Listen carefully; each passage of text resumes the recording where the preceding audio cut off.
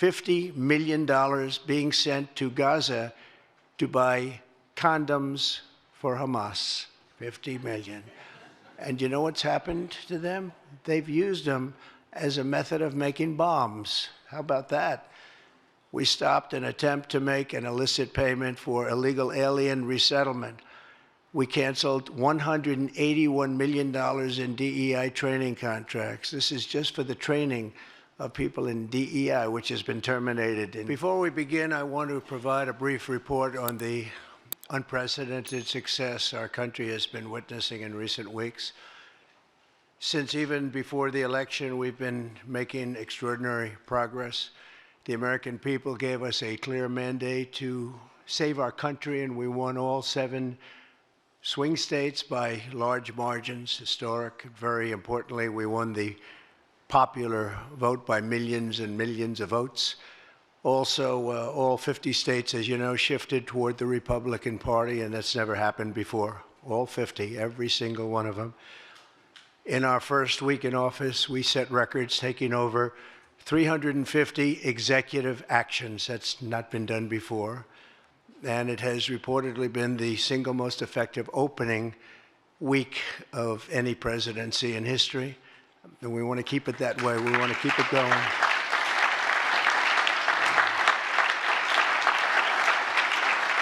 We want to keep it going. We've broken from decades of failed Washington policies and restored common sense and sanity to our government. We've unleashed American energy, and we've already achieved record low illegal immigration. As you see, there's nobody trying to get in. And that's what we've been waiting for a long time, and gotten woke ideologies out of our government and out of our military. The water has now begun flowing in California as we continue to increase the flow in coming days. Nobody's seen anything like that. And I've also taken strong action to regain control of the Washington bureaucracy.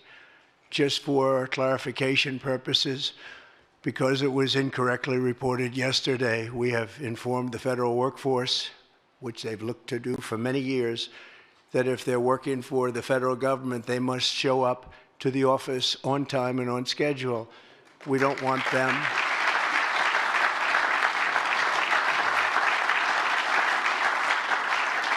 We don't want them to work from home because, as everyone knows, most of the time they're not working, they're not very productive. And it's unfair to the millions of people in the United States who are, in fact, working hard from job sites and not from their home. As federal employees, they must meet a high standard. They're representing our government. They're representing our country.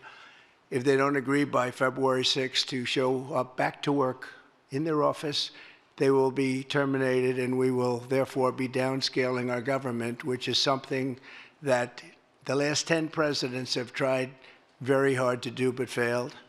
Most of the people we're talking about have not been going to their federal offices in many, many years, from even before COVID. But they have nevertheless been paid. Some have worked, some haven't worked, and most of the studies say that some have just gone through the motions.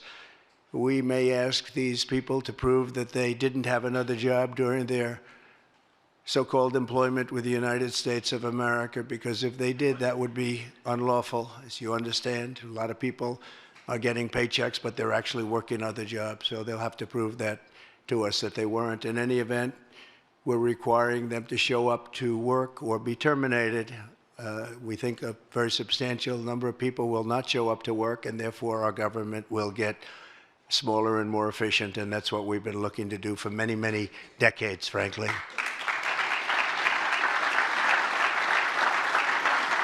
Thank you.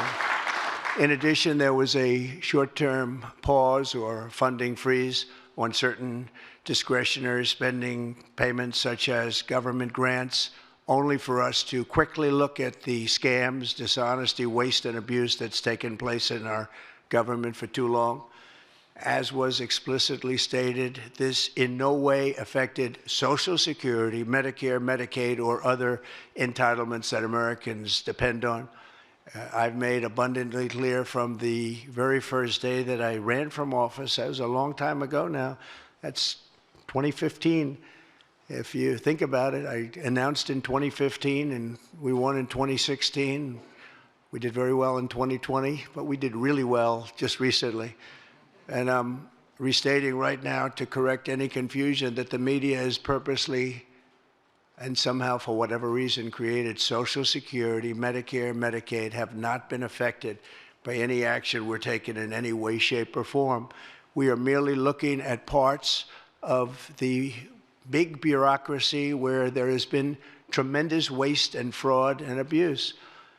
In that process, we identified and stopped $50 million being sent to Gaza to buy condoms for Hamas. 50 million. And you know what's happened to them? They've used them as a method of making bombs. How about that? We stopped an attempt to make an illicit payment for illegal alien resettlement. We canceled $181 million in DEI training contracts. This is just for the training of people in DEI, which has been terminated and completely terminated. And we paused $1.7 billion in unauthorized payments to foreign organizations, including stopping more than $40 million that was on its way out the door to the very corrupt World Health Organization, which has not done its job and not done it properly. We also,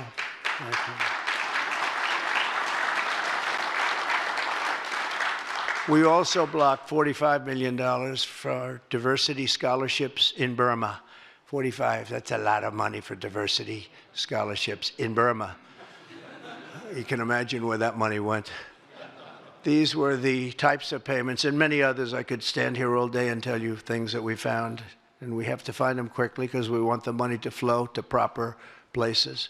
But these were the payments and types of payments affected by the temporary freeze, and the American people strongly support these efforts. I talked about it during the campaign, and they voted for us in record numbers. Every single day, we're now putting America first and fighting to get the most out of every single tax dollar for our great citizens. We've gathered this afternoon to take another historic action.